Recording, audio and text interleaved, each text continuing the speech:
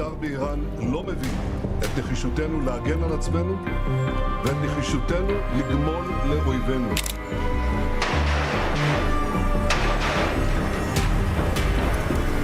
Indonesia is and will always stand with the people of Palestine to attain their right to have an independent state of Palestine.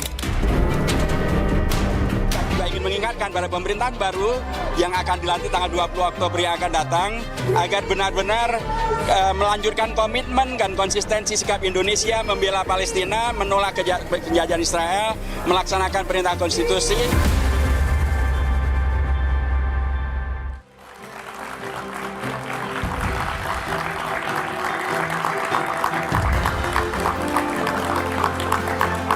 Selamat malam. Setahun sudah Israel melancarkan agresi militer ke Gaza, Palestina. 40.000 lebih rakyat Palestina kehilangan nyawa. 97.000 lebih warga lainnya mengalami luka-luka. Korban materi sudah tak terkira. Meski demikian, belum ada tanda-tanda Israel akan menghentikan serangan. Alih-alih berhenti, Israel justru memperluas target serangan tak hanya ke Gaza, Palestina, namun juga ke Lebanon dan Iran. Mimpi jutaan orang di Timur Tengah untuk kehidupan yang aman seakan perlahan sirna. Bagi warga di perbatasan Gaza, Palestina, hidup yang tenang tanpa kekerasan yang mengakibatkan kematian atau dentuman rudal dan peluru seakan jauh dari kenyataan. Karena perang bukannya mereda, justru kian melebar kemana-mana. Sanksi dan teguran internasional seakan tak ada artinya. Mungkinkah konflik di Timur Tengah akan memicu perang dunia ketiga? Dan apa yang bisa dilakukan Indonesia guna mencegahnya? Inilah satu media The Forum. Israel makin merajalela. Indonesia bisa apa?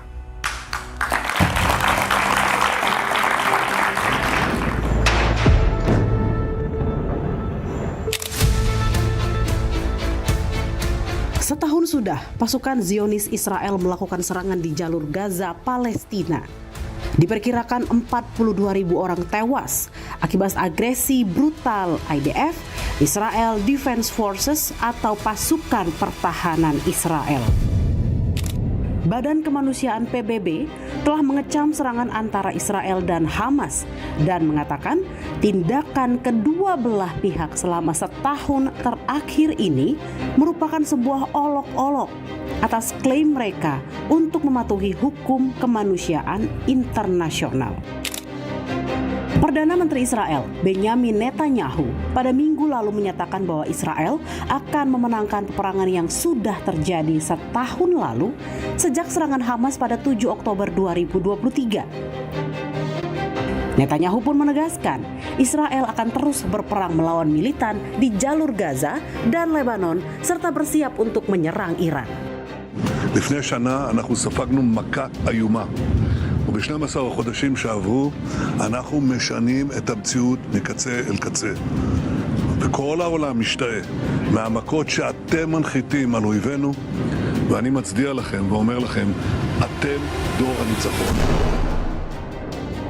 Tak hanya ke wilayah Gaza, Palestina, Israel juga memulai operasi darat di Lebanon sejak Senin pekan lalu. Di Lebanon, serangan udara Israel telah menewaskan lebih dari 1.110 orang sejak 23 September lalu. Akibat serangan Israel ke Lebanon, sebanyak 20 warga negara Indonesia dievakuasi ke Indonesia. Evakuasi ini merupakan bagian dari upaya pemerintah Indonesia untuk menyelamatkan WNI di Lebanon menyusul meningkatnya ketegangan dan konflik di wilayah tersebut akibat perang antara Israel dan Hizbullah. Proses pemulakan ini memang proses yang baik lagi dari ini karena kita perlu meyakinkan dan memastikan bahwa proses itu berjalan.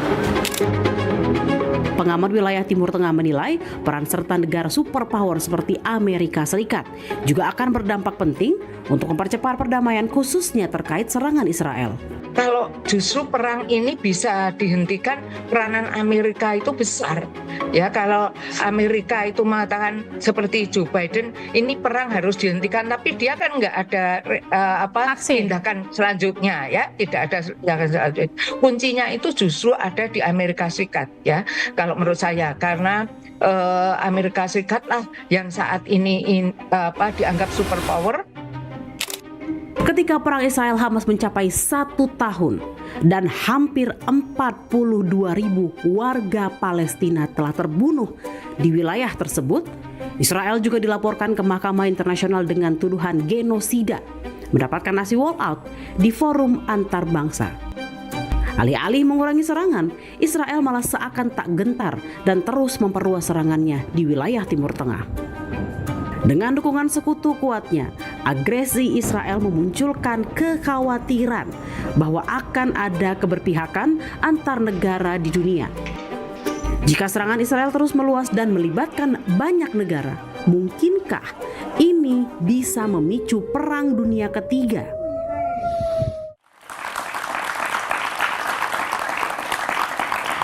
Israel makin merajalela, Indonesia bisa apa? Itulah tema satu meja The Forum malam ini. Telah hadir di studio Direktur Jenderal Asia Pasifik dan Afrika Kementerian Luar Negeri Abdul Qadir Jailani. Malam Pak Jailani. Di sebelah kanan saya ada Ibu Dina Sulaiman, pakar Timur Tengah dan dosen hubungan internasional Universitas Padjadjaran. Malam Bu Dina. Sebelah kiri saya ada pakar hubungan internasional Hikmahanto Yuwono. Malam Pak Hik. Dan di ujung sebelah kiri ada anggota Komisi 1 DPR dari fraksi PKS 2019-2024, Mas Sukamta. Malam, Pak Sukamta. Malam. Baik, saya mulai diskusi dari Pak Jailani itu dulu. Pak Jailani, saya mau nanya dulu. Ada update terbaru nggak ketika Kemlu melakukan evakuasi terhadap WNI yang ada di Libanon? Seperti telah diberitakan kemarin bahwa pemerintah Indonesia sudah berhasil secara keseluruhan Pak, kita sudah mengevakuasi sekitar 61 orang. Dan 61 orang? 61 orang, yang kemarin itu ada 41 orang Pak, terdiri dari 2 flight, ada 20 dan 21 orang, 2 kelompok. Dan yang masih tersisa kalau tidak salah ada 116 orang lagi di Beirut, di Libanon. Mereka memang belum kembali atas berbagai alasan. Misalnya mereka masih sekolah di sana, mereka berkeluarga di sana. Jadi masih ada sebagian WNI kita yang belum pulang, tapi yang pasti KBRI telah melakukan engagement dengan mereka dan berupaya untuk melakukan evakuasi secepatnya Pak. Yang masih tersisa masih dalam kondisi yang aman? Semuanya dalam kondisi aman Pak. Aman? Aman. Akan dievakuasi atau tetap dibiarkan pada pilihan-pilihan bebas? Kalau mereka berkeinginan kembali, kita akan melakukan evakuasi Pak. Jadi kalau penilaian Kemlu sekarang situasi di Libanon seperti apa sekarang? Situasi sejauh ini masih aman, walaupun kita lihat di berbagai pemberitaan bahwa serangan Israel cukup semakin lama semakin besar. Dan kita terus terang sangat memprihatinkan kondisi ini karena kita mengkhawatirkan kondisi ini akan terus meningkatkan eskalasi di kawasan dan dapat menciptakan konflik yang lebih luas. Itu kekhawatiran Kemlu? Betul Pak. Oke, baik. Bu Dina Sulaiman, ini sudah setahun ya agresi Israel yang belum tanda-tanda akan mereda dan malah kemudian makin meluas di Timur Tengah. Apa yang Bu Dina baca dari itu semua? Ya, yang pertama perang akan terus berlanjut selama suplai logistik juga terus berlanjut. Suplai logistik ya, senjata? Senjata. Dan 80% persenjataan Israel itu datang dari Amerika Serikat. Okay. Bomnya, bahkan sampai bahan bakar jet tempurnya itu datang dari Amerika Serikat. Dan selama 1 tahun ini total Amerika Serikat itu sudah kasih uang ke Israel, bantuan militer ke Israel itu 17,9 miliar US dollar. Nah, selama ini terus berlangsung, ya Israel akan terus punya amunisi untuk melanjutkan perangnya di Timur Tengah dan bahkan melebarkan serangannya ke Libanon juga sampai ke Suriah. Nah, artinya memang perlu tekanan yang lebih keras ke Amerika Serikat supaya menghentikan ini seluruh logistiknya ke Israel.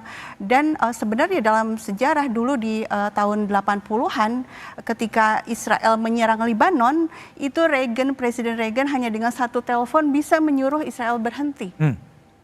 Ya, artinya sekarang sebenarnya Joe Biden kalau angkat telepon untuk meminta agar Netanyahu menghentikan perang bisa, karena memang kartu trufnya ada di Amerika Serikat, senjatanya ada dari mereka. Menurut Ibu, kenapa Joe Biden tidak berani melakukan memerintah kepada Netanyahu untuk stop war?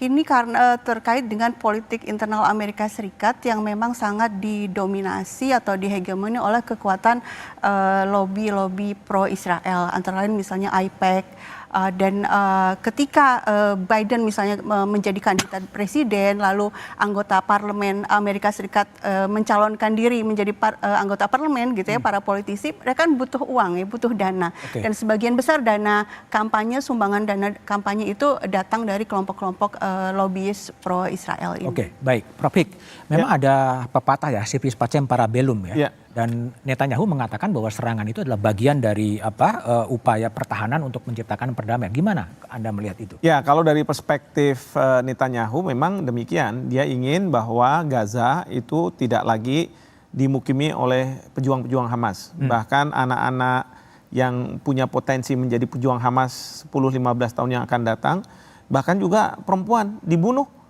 Karena mereka bisa melahirkan anak-anak yang nantinya akan menjadi pejuang Hamas. Nah, jadi Netanyahu mengatakan bahwa pertama sandera, tapi sandera ini sekarang dijadikan alasan pembenar untuk dia lakukan serangan. Sebenarnya ke siapa? Ke Hamas.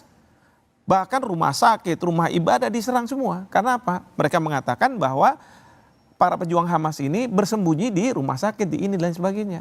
Anak-anak disuruh ini dan lain sebagainya. Nah, kemudian kita tahu masyarakat internasional, bahkan Presiden Macron baru-baru ini, beliau mengatakan apa? Ini sekarang kita harus embargo nih senjata ke Israel. Berani beliau mengatakan. Ya. Lalu si Netanyahu mengatakan apa? Shame on Macron, katanya dia bilang. Memalukan Macron itu. Karena apa? Karena mereka tidak tahu bahwa kita sedang membela diri.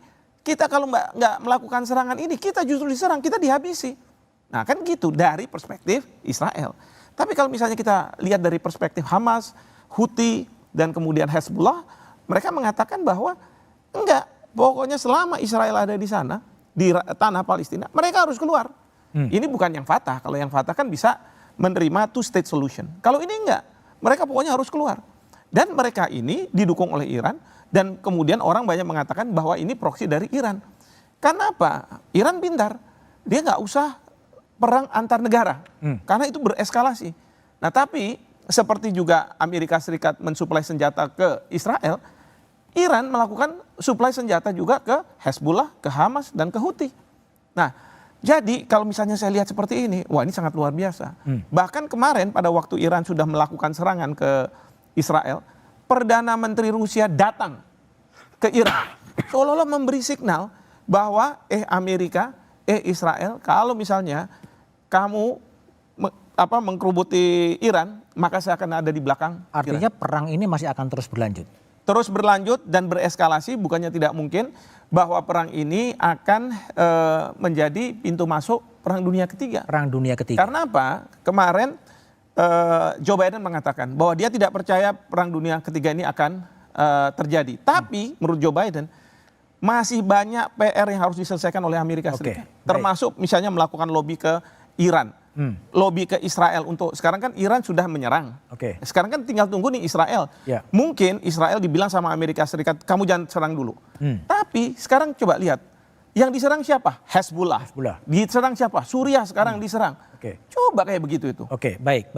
Pak Kamta, yang pernah di Komisi 1, sebetulnya apa yang harus dilakukan oleh Indonesia ya, minimal di Timur Tengah ini bisa tercipta menghentikan perang lah terlebih dahulu gitu.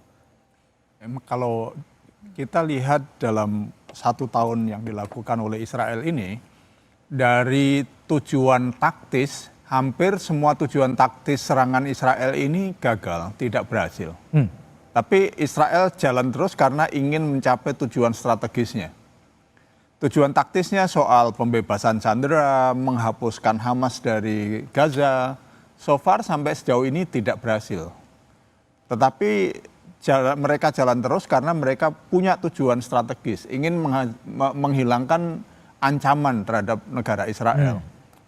Jalur Gaza akan dibersihkan, Lebanon akan dibersihkan, negara yang menjadi ancaman seperti Iran akan dilawan gitu.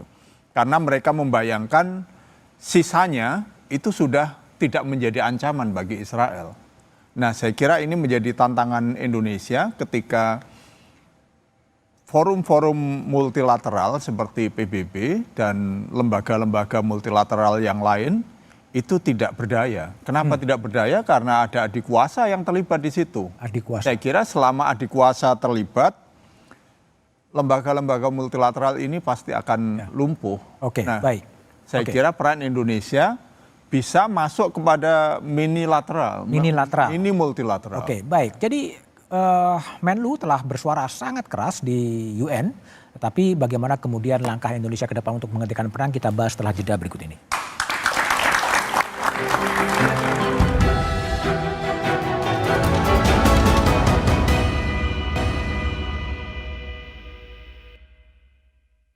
This is my last opportunity as the Foreign Minister of Indonesia to represent my country to speak before the UNGA.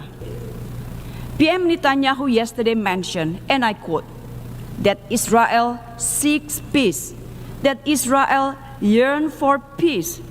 Really? How are we supposed to believe that statement? Yesterday while he was here, Israel conducted unprecedented massive air attack on Beirut. PM Netanyahu wants the war to continue. We must stop that. I repeat, we must stop that. Oke, Pak Jailani, sangat keras, tegas untuk stop, tapi masih berlanjut. Kok kenapa diplomasi Indonesia belum berhasil untuk menghentikan perang itu, atau apa yang terjadi sebetulnya? Mengenai berlanjutnya situasi yang terjadi di Timur Tengah tentunya bukan tanggung jawab satu atau dua negara, tapi ini merupakan tanggung jawab kolektif masyarakat internasional secara bersama-sama, khususnya Perserikatan Bangsa-Bangsa atau lebih tepatnya lagi Dewan Keamanan PBB. Kita mengetahui bahwa Indonesia telah secara konsisten menyuarakan pentingnya Dewan Keamanan PBB untuk bertindak sesuai kewenangannya untuk menghentikan dan berlanjutnya konflik ini. Memang kita mengetahui semua bahwa apa yang terjadi saat ini di lapangan, situasinya sangat berbeda. Konflik terus berlanjut dan sepertinya Dewan Keamanan PBB tidak dapat berbuat banyak untuk menghentikannya. Dan saya menyadari bahwa banyak kritik terhadap Security Council, terhadap Dewan Keamanan PBB.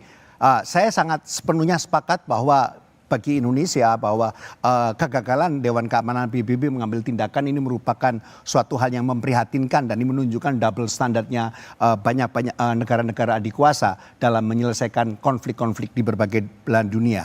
Namun demikian dalam waktu yang bersamaan kita tentunya walaupun kita cukup skeptis terhadap Dewan Keamanan PBB, bukan berarti sistem PBB ini sama sekali tidak bermanfaat. Kita mengetahui walaupun dengan segala kelemahannya PBB memiliki tantangan, tapi pada saat yang sama juga memiliki peluang. Saya ambil contoh peluang yang cukup yang perlu kita catat, yaitu paling tidak melalui Majelis Umum PBB Palestina memperoleh pengakuan sebagai sovereign state. Sovereign state. Ya, ini 124 negara dapat menyetujui. Oke. Disinilah kita melihat bahwa PBB juga memberikan peluang, walaupun saya mengetahui peluang itu tidak sepenuhnya sesuai harapan kita. Oke, Bu Dina, gimana melihat pernyataan Bu Menlu tadi itu? Saya pikir kata-kata sudah cukup, sudah sangat kuat, sudah sangat maksimal disampaikan baik oleh Ibu Menlu Indonesia maupun oleh para pemimpin dunia yang lain. Saya ingin menyampaikan ada satu langkah sebenarnya yang sepertinya belum banyak dipakai oleh negara-negara di dunia. Kalau kita lihat bagaimana dulu rezim apartheid Afrika Selatan. Ya, berdiri pas tahun 48, sama Israel berdiri juga tahun 48 dan Israel sejak bulan April 2021 itu sudah dinyatakan oleh Amnesty International sebagai rezim apartheid juga.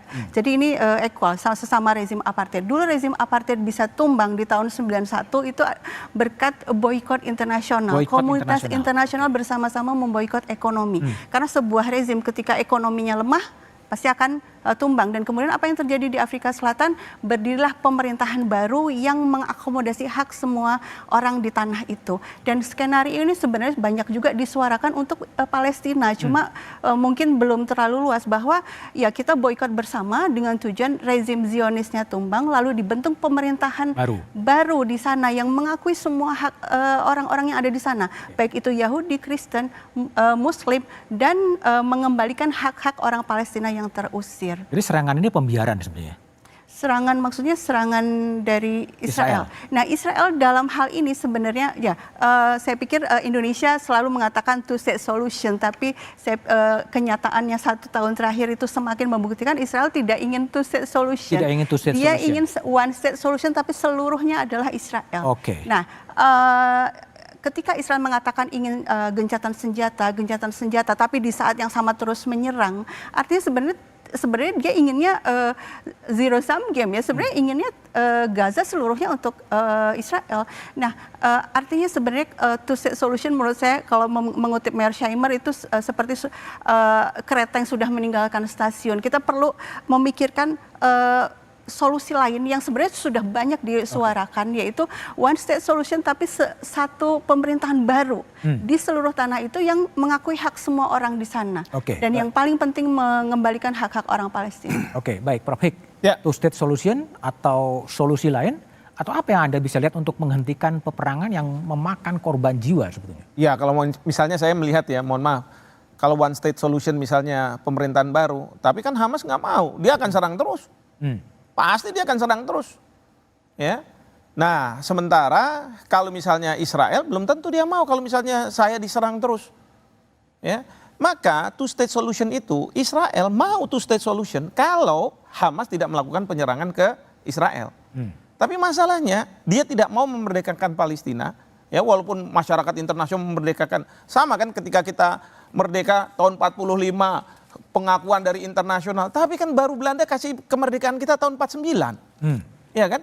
Artinya apa? Kalau misalnya negara yang menduduki itu tidak mau angkat kaki dari situ, maka jangan pernah berpikir bahwa Palestina akan merdeka. Nah, kalau saya melihat konteks sekarang harusnya kita buat coalition of the willing. Itu minilateral. Jadi koalisi siapa yang mau berada di belakang kita. Untuk apa? 3 hal. Kita berpihak pada perdamaian, kita berpihak kepada kemanusiaan, dan perang itu harus dihentikan. Kalau misalnya tidak, ya selesai. Karena misalnya Pak Prabowo, memang beliau waktu itu punya keterbatasan karena masih Menhan. Tapi Menhan itu kan punya tentara. Tentara yang bisa menggelar rumah sakit dan lain, beliau kirim. Saya yakin kalau misalnya Pak Prabowo nanti menjadi presiden, dia akan melakukan lebih besar lagi, lebih banyak lagi. Seperti itu. Tapi gini, Prof. Hik, ICC kan sudah mengeluarkan surat perintah penangkapan ya pada Benyamin Netanyahu, tapi juga nggak bisa dieksekusi. Pertanyaannya, ICC itu ada jaksanya, ada hakimnya. Polisinya siapa? Siapa yang mau ngambil Netanyahu untuk dibawa ke Den Haag? Kecuali kalau misalnya Netanyahu udah jatuh, lalu kemudian dia tidak disukai oleh rezim yang berlaku pada saat itu, lalu dengan senang hati Netanyahu akan dikirim. Adililah dia di sana. Seperti itu. Jadi kalau saya melihat ya, PBB itu udahlah, kita sulit mengharapkan. Kecuali tadi retorika. Nah, tapi saya ingat pada waktu Amerika mau menyerang Irak, kan PBB dapat veto dari Perancis. Sehingga nggak secure itu resolusi Dewan Keamanan PBB. Amerika buat apa? Coalition of the willing. Sekarang pertanyaan kita, kenapa kita nggak bisa buat coalition of humanity? Kan yang dihadiri oleh Pak Prabowo mewakili Bapak Presiden di Yordania adalah dalam rangka itu. Nah sekarang kita harus gelorakan lagi untuk supaya negara-negara itu mau. Sekarang Perancis sudah ada di belakang rakyat Palestina. Karena Perancis bilang Amerika Serikat itu mikirin dirinya sendiri. Dia tidak memikirkan Eropa. Lalu kemudian dia bilang kita harus sudah saatnya mengembargo senjata. Ya kan? Nah Spanyol sudah mengakui Palestina sebagai merdeka. Irlandia. Sekarang ini bukan isu dunia Islam. Tetapi ini isu global. Kemanusiaan yang harus kita selesaikan. Nah kalau misalnya kita Indonesia bisa mengambil opportunity seperti itu di dalam konteks sekarang ini, waduh keren banget. Apalagi kalau saya melihat ya, Pak Prabowo pada waktu kecil beliau cerita, saya ini didiskriminasi. Ya, masuk ke Amerika juga nggak bisa misalnya. Kan beliau bisa bilang, ini sudah waktunya negara berkembang harus muncul. Ya kan? Kalau perlu telepon Pak Joe Biden. Joe Biden, mohon maaf ya, Amerika Serikat sekarang nggak kita bisa anggap sebagai penjaga moralitas dunia. Sudah hilang semua itu. Karena apa? Dengan membiarkan tindakan yang dilakukan Israel. Baik. Pak Kamta, pemerintahan Pak Jokowi akan berakhir 20 Oktober. Apa yang harus dikerjakan oleh Pak Prabowo dengan yang punya concern terhadap isu internasional dan bisa menghentikan atau meredakanlah ketegangan di Israel, Timur Tengah? Ya, saya kira ini kesempatan yang sangat bagus bagi Pak Prabowo yang punya concern politik luar negeri. Saya kira profil Indonesia ini akan lebih high profile dibandingkan sebelumnya. Dan ini panggung yang sangat luar biasa besar kalau Indonesia bisa memainkan peran yang sangat signifikan. Karena memang tantangannya besar. Di situ ada negara superpower yang mungkin kita tidak mau nyinggung. Tetapi ingat bahwa yang dilakukan Israel ini sekarang terisolir loh. Israel kehilangan simpati dunia. Makin banyak negara yang antipati terhadap Israel dan pendukungnya. Dan itu kalau kita bisa menggalang semua negara yang punya concern yang sama, dan apalagi yang punya power, baik power politik maupun power yang lain, itu digalang oleh Indonesia secara khusus, melibatkan negara-negara yang punya peran signifikan, saya yakin tuh efeknya luar biasa. Cina saja itu bisa memaksa, tanda kutip ya, Hamas dengan Fatah duduk bareng dan terjadi kompromi di situ.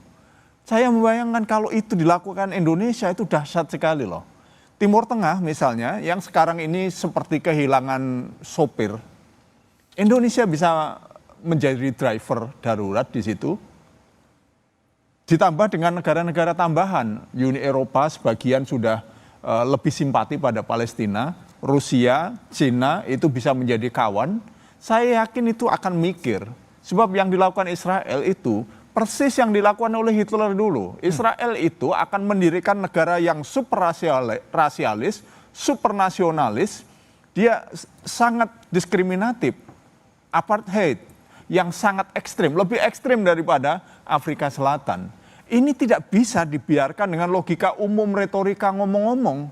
Ini harus dengan power yang cukup untuk katakan you have to stop now gitu. Ketika negara superpower tidak mau mengatakan stop, the rest of the world should say stop now gitu. The rest of the world bisa digalang oleh Indonesia. Kalian harus berhenti sekarang. Kalau enggak, kalian terisolir gitu. Baik kamu Israel maupun pendukungnya akan terisolir gitu. Nah kalau itu bisa dilakukan, Indonesia keren tuh. Bu Dina, mungkin nggak sebetulnya Indonesia, Pak Prabowo mengambil peran yang lebih keras, lebih tegas untuk stop the war? Tapi jawabannya setelah jeda berikut ini.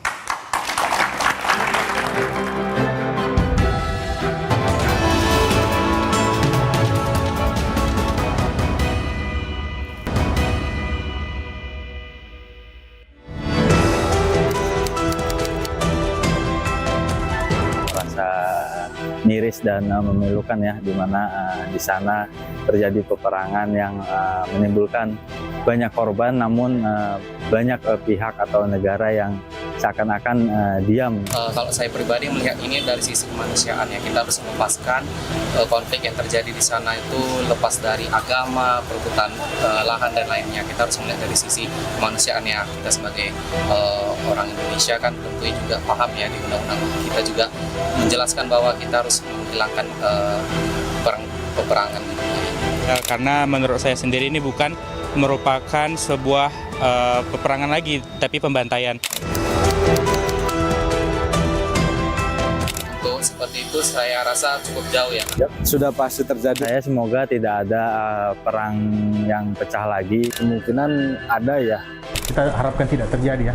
Ada kemungkinan. Untuk perang tidak bakal terjadi sih.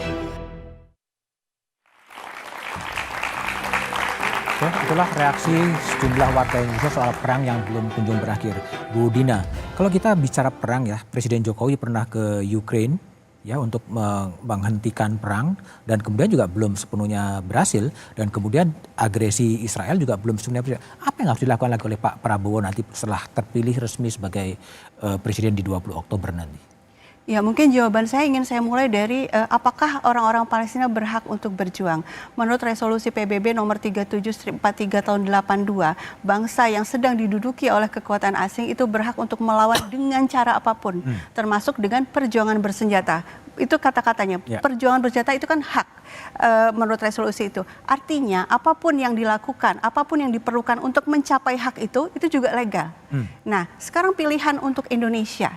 Pilihan untuk pilihan Indonesia itu kan sama dengan pilihan yang dimiliki oleh bangsa-bangsa sedunia. Gimana sih caranya untuk menghentikan perang ini? Dan frontnya ada banyak.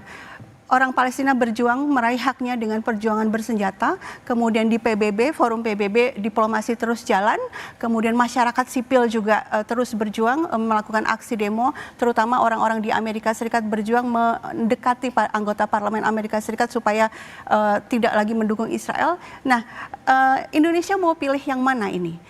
Kalau Indonesia memilih untuk tetap di dua sisi ini ya, diplomasi, bantuan kemanusiaan, padahal front yang lain itu saat ini jauh lebih penting, terutama front yang untuk melakukan perjuangan kemerdekaan ini. Cuma memang ada resiko besar di sini. Misalnya kita lihat bagaimana Iran selama puluhan tahun diembargo karena menyuplai senjata ke para pejuang Palestina. Suriah mengalami agenda perubahan rezim selama 10 tahun terakhir, itu juga karena menyuplai bantuan senjata logistik ke para pejuang Palestina. Apakah resiko ini bisa diambil oleh pemerintah kita? Nah, itu pertanyaannya di situ. Cuma kalau saya optimisnya, dunia sekarang kan tidak unipolar lagi, sudah multipolar. Dan Indonesia tidak perlu khawatir lagi, misalnya takut ditekan oleh Amerika Serikat, misalnya karena ada polar yang lain, ada Rusia, ada China, dan kerjasama selatan-selatan juga semakin menguat, sehingga sebenarnya yang tadi disampaikan Prof, upaya untuk membentuk coalition of the willing itu potensinya besar, karena Amerika Serikat tidak menghegemoni lagi seperti masa-masa yang lalu. Pak Jailani, dalam pandangan Anda sebagai seorang diplomat karir, apa sih sebenarnya langkah yang diambil oleh Indonesia, pilihan-pilihan tadi, apa yang sebaiknya diambil?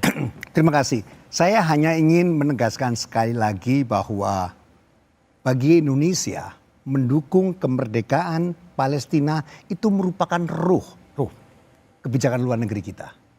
Kenapa ini merupakan ruh? Karena kita mengetahui bahwa ini merupakan amanat konstitusi. Tadi sudah dikatakan amanat konstitusi pertama adalah kita menentang segala bentuk penjajahan di atas dunia. Karena tidak sesuai dengan perikemanusiaan. Itu yang pertama. Dan kemudian yang kedua adalah Indonesia mendukung kemerdekaan Palestina dan ingin menghentikan segala kekerasan yang dilakukan Israel karena sesuai amanat konstitusi, yaitu ikut serta menciptakan ketertiban dunia guna menunjukkan perdamaian dunia. Jadi bottom line-nya adalah menciptakan ketertiban dunia dan dalam rangka untuk mewujudkan perdamaian. Dan satu hal yang ingin saya tegaskan sekali lagi bahwa apa yang dilakukan pemerintah selama ini kita sudah melakukan semuanya, Pak. Tadi dikatakan bahwa di PBB kita sudah banyak melakukan banyak hal tapi tidak dampaknya belum terasa. Itu betul sekali, Pak. Tadi saya sekali lagi saya tegaskan bahwa memang banyak kekecewaan kita bagaimana Dewan Keamanan gagal menyelesaikan persoalan ini. Tapi hal ini bukan berarti menyurutkan upaya Indonesia untuk memanfaatkan forum PBB. Karena semua negara, seluruh dunia masih berpandangan bahwa melalui PBB kita harus melakukan satu hal, langkah-langkah konkret di masa mendatang. Kemudian mengenai ide-ide unilateral ataupun mekanisme alternatif, hal itu juga sudah kita lakukan, terutama terhadap melalui OIC. Sebagaimana diketahui, OIC beberapa waktu yang lalu telah membentuk sekelompok kecil beberapa negara Arab dan beberapa negara Islam, yang negara yang non Arab yang dilibatkan hanya Indonesia dan Turki, setahu saya, dan hanya ada 7 negara. Kita melakukan misi diplomatik ke berbagai negara guna mengupayakan dukungan dari berbagai negara, terutama dari great powers. Dan saya yakin bahwa di masa mendatang bahwa komitmen ini akan terus dipegang oleh pemerintah yang akan datang. Dan saya yakin bahwa kita akan terus konsisten dalam mendukung kemerdekaan Palestina. Ya, baik. Prof, walk out di forum internasional sudah memberikan bantuan kepada Palestina sudah. Ya, membantah pernyataan dari Benyamin Netanyahu juga sudah. Lalu apalagi sebetulnya yang bisa dilakukan oleh Indonesia untuk mencegah, menghentikan perang itu dulu karena korbannya terlalu banyak sebetulnya. Yang pasti adalah politik luar negeri kita kan politik luar negeri yang bebas aktif. Jadi kita tidak akan berada di belakang Hamas. Kita tidak akan berada di belakang Fatah. Ibu Menlu mengatakan bahwa keberpihakan kita adalah pada rakyat Palestina. Bedakan antara rakyat Palestina dengan Fatah atau Hamas. Ya, satu itu. Kedua, Indonesia dalam rangka menjalankan politik luar negeri bebas aktif ini, dia memegang teguh masalah perdamaian. Seperti tadi di konstitusi kan Ya, kita perdamaian ikut dunia. di dalam ketertiban dunia. Dalam konteks seperti itu, maka kita harus bilang dengan negara-negara Arab ya di Timur Tengah, udahlah, jangan kita berpihak Hamas atau Fatah. Karena sekarang coba kita lihat nih, Iran menyerang misalnya, tapi Arab Saudi dan teman-teman apa yang dilakukan? Gak ada. Memang Arab Saudi bilang kita akan membuat coalition, global coalition untuk memerdekakan Palestina. Itu sudah dilakukan. Karena apa? Kita terus dipecah. Begitu. Nah, Indonesia ini adalah negara yang netral. Kita bisa mengatakan bahwa saya nggak akan berpihak pada Hamas atau Fatah. Yang keberpihakan saya adalah perdamaian. Dan yang kedua adalah keberpihakan saya adalah kepada kemanusiaan. Ya kan? Jadi kita harus, misalnya Pak Prabowo minta supaya orang-orang Palestina yang muda-muda datang ke Indonesia, belajar di kampus-kampus Indonesia, di Unhan. Ya, untuk apa? Jangan sampai peperangan ini membuat mereka tidak bisa mengenyam pendidikan. Dan ketika suatu hari nanti mereka dapat kemerdekaannya, itu bodoh semua. Kan kita sudah memikirkan jangka panjang. Begitu. Nah, jadi kalau menurut saya banyak hal yang kita bisa lakukan. Ya, pertanyaannya adalah apakah kementerian dan lembaga ini willing untuk melakukan seperti itu? Ya, dan kalau menurut saya memang yang harus menjadi leader di depan adalah Kementerian Luar Negeri. Ya, harus presiden bicara. lah. Iya. Oke. Karena tapi kan masalahnya gini, kalau Kementerian Luar Negeri itu nggak punya rumah sakit, nggak punya ini. Tapi Kementerian Pertahanan punya pasukan yang bisa dimobilisir. Ya kan? Jadi kalau menurut saya sebenarnya masih banyak yang kita bisa lakukan. Namun demikian yaitu harus ada komitmen tinggi bahwa kita harus melakukan. Oke, baik Pak Kamta gimana? Kalau ini dibiarkan terus perang, dampaknya bagi Indonesia akan jadi seperti apa sih ini? Baik, ini akan menjadi presiden yang sangat luar biasa besar sebetulnya. Karena ketika perang ini tidak berhenti, akan ada delegitimasi yang sangat luar biasa terhadap negara-negara besar kontributor PBB. Jadi lembaga-lembaga seperti PBB menjadi tidak efektif dan tidak punya peran, kehilangan gigi, itu akibat dari Israel yang tidak mau mendengarkan seruan PBB. Jadi ada delegitimasi yang sangat luar biasa.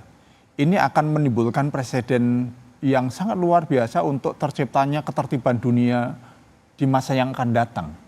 Nah, sehingga ini sebuah taruhan bagi bangsa-bangsa sebetulnya. Dan disinilah sebetulnya peran PBB, peran Indonesia di kancah dunia untuk menciptakan perdamaian ini. Saya menduga kalau Israel ini dibiarkan terus-menerus, ini akan terbentuk satu dikotomi baru dunia nanti. Satu. Yang kedua, memang selain urusan perang, Indonesia mestinya bisa lebih proaktif.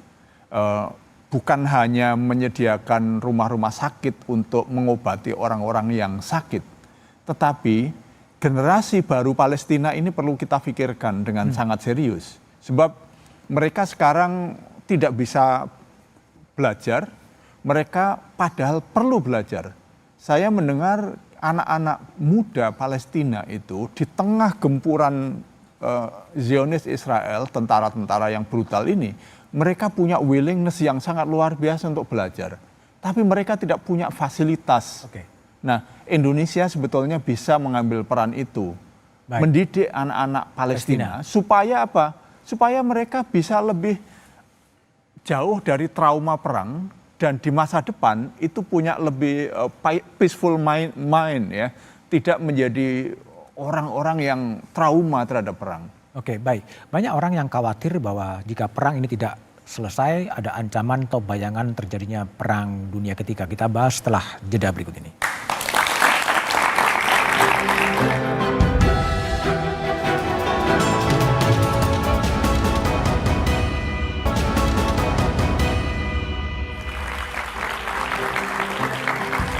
Masih bersama saya, Budiman Tanurjo di satu meja The Forum, Pak Abdul Qadir Jailani. Kalau melihat perkiraan Pak Jalani, jika eskalasi dan perang ini tidak kunjung selesai, apakah terbuka terjadinya orang khawatir dengan perang dunia ketiga sebetulnya? Berbicara tentang kemungkinan perang dunia ketiga, saya tidak mau berspekulasi terlampau jauh, tapi yang dapat saya katakan bahwa kemungkinan munculnya konflik yang lebih luas. Konflik yang lebih luas. Skalanya bisa bermacam-macam, mungkin di tingkat regional, bahkan mungkin lebih luas lagi, dapat saja terjadi apabila eskalasi dapat terus berlangsung. Mengapa hal ini dapat terjadi? Karena kita ketahui kalau kita lihat dari apa yang terjadi dalam beberapa waktu terakhir ini, jelas Israel menerapkan strategi apa yang disebut dengan escalation dominant strategy. Dia berpandangan bahwa dengan melakukan eskalasi dan dia tahu dia dominan, dia mengharapkan pihak musuhnya akan mengurangi tindakannya. Itu asumsinya. Namun kenyataan di lapangan bisa berbeda. Bisa berbeda. Perbedaan ini bisa terjadi karena bisa saja para pihak ini miskalkulasi. Dalam sebuah konflik semua pihak itu saling berkomunikasi. Karena saya cukup yakin Pak, bahwa semua pihak pada dasarnya tidak menginginkan ada konflik yang terlampau besar Pak. Mereka berkeinginan tujuannya tercapai tanpa konflik yang terlalu besar. Walaupun pada saat yang sama mereka tetap menggunakan strategi eskalasi Pak. Namun potensi miskalkulasi sangat tinggi. Ini yang kami khawatirkan. Apa yang harus dilakukan? Dan tentunya pertanyaan yang selalu muncul yaitu apa yang dapat Indonesia lakukan. Satu hal lagi Pak yang ingin saya tekankan di sini bahwa ketika berbicara hal konflik yang seperti itu, tentunya hal ini bukan merupakan tanggung jawab satu atau dua negara Pak. This is a collective responsibility. Saya katakan collective responsibility. Walaupun Amerika Serikat seorang sendiri pun belum tentu dia mampu mencegah terjadinya perang yang lebih besar Pak.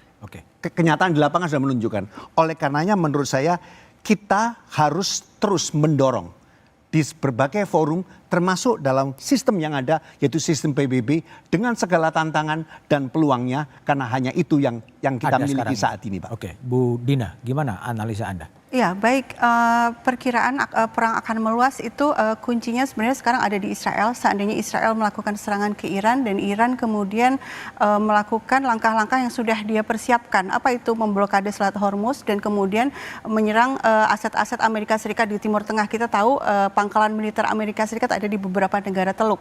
Nah seandainya Selat Hormuz ditutup 20% minyak lewat sana akan terhambat, artinya ekonomi global akan terganggu dan kita orang Indonesia juga akan kena. Kenapa? Karena kita net importer minyak.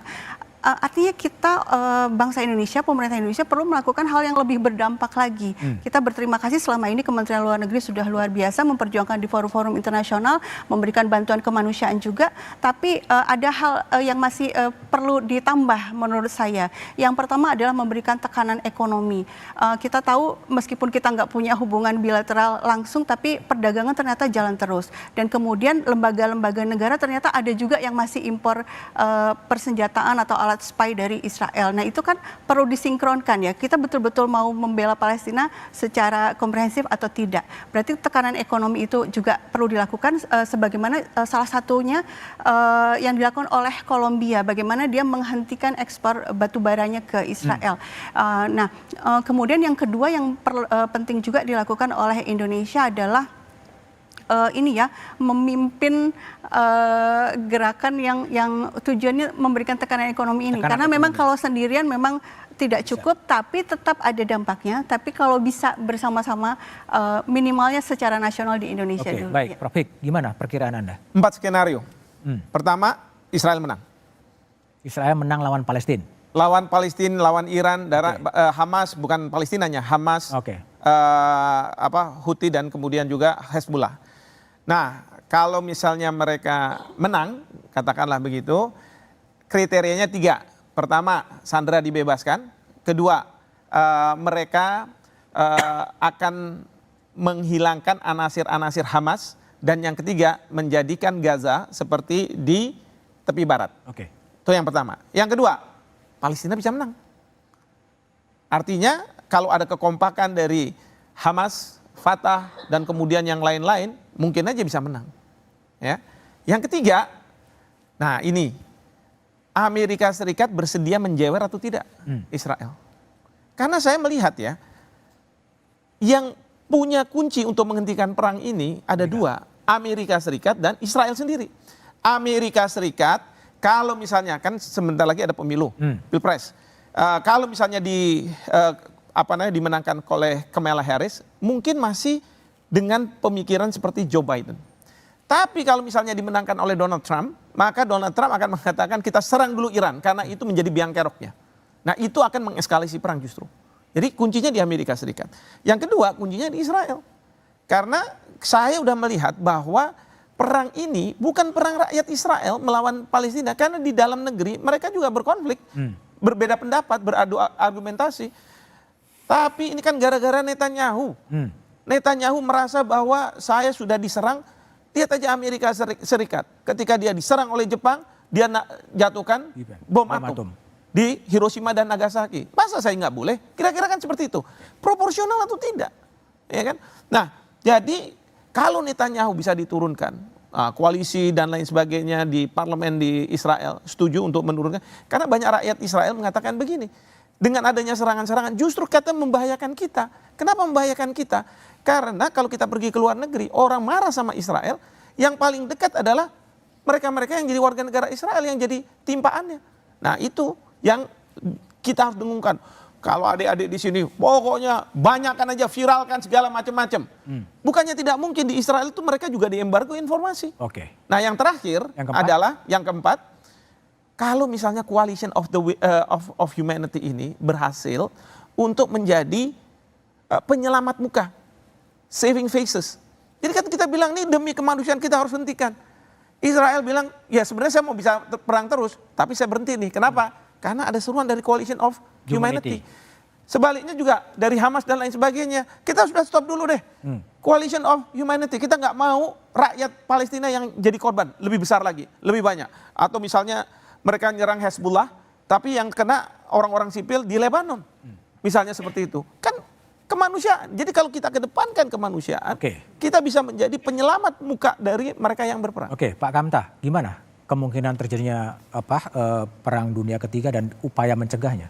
Kalau terjadi perang dunia ketiga, dan saya tidak ingin terjadi, ini akan menjadi the worst scenario.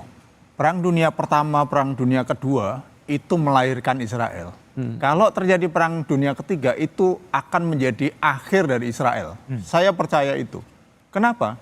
Israel dalam kondisi yang stabil Timur Tengah itu bisa memukul kelompok-kelompok yang menjadi pengganggunya dengan aman. Tapi kalau terjadi eskalasi yang besar, Israel belum teruji ketahanan militernya, politiknya, ekonominya, mengatasi eskalasi yang besar konflik di Timur Tengah. Nah kalau itu terjadi, kemampuan Israel akan terstretch, tertarik sangat luar biasa luas dan itu akan menjadi awal kehancurannya. Saya percaya itu, saya yakin itu. Nah sehingga dugaan saya, Amerika akan mencari cara dengan segala cara untuk melakukan deeskalasi.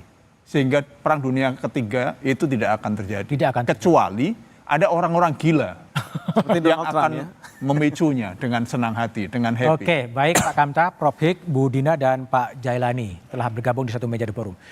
Berbagai kehancuran dalam setahun tragedi Gaza ini seharusnya mengingatkan dunia bahwa jalan perang dan kekerasan menyengsarakan semua pihak. PBB, pemimpin dunia harus mengambil langkah bersama untuk menghentikan peperangan dan menghadirkan perdamaian adalah tanggung jawab dunia. Kemerdekaan Palestina adalah sebuah keniscayaan. Demikian satu meja di forum malam ini. Sampai jumpa pekan depan. Selamat malam dan terima kasih.